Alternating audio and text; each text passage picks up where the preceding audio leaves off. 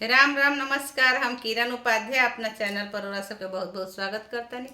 आज बहुत सुंदर एगो खिलौना गीत लेके आइल बानी जा, सुनावतानी जा। सुनी सब है, पसंद आई तो लाइक सब्सक्राइब शेयर जरूर करब। सब है कमेंट में बताए सब है कि हमने के गीत कैसन लगा। चलिए सुनल जा। पटिए पटिए